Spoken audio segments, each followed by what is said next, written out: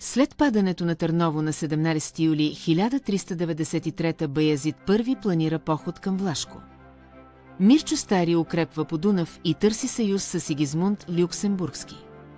Целта е Куртия де Арджеш и васализация на княжеството. През есента на 1394 султанът събира всичките си васали. Сред тях са княз Стефан Лазаревич и Константин Бълшич. Армията поема към Арджеш по долината на реката. 10 октомври 1394 Карановаса. Битката на рововете носи пълен неуспех за османците. Баязид, Стефан Лазаревич и Константин Бълшич се спасяват с бягство през Дунав. Пролетта на 1395 настъплението се подновява.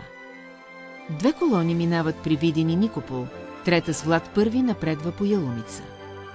Силите са около 10 000 при Мирчо срещу около 40 000 при Баязид.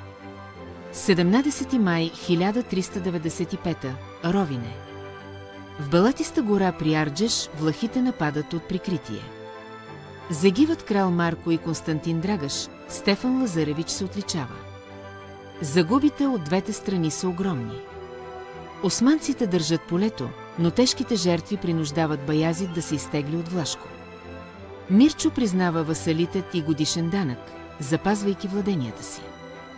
Дечанската хроника от 15 век свидетелства за боя и падналите владетели. Фреските в Куртия де Арджеш и Манасия съхраняват образите на Мирчо и Стефан.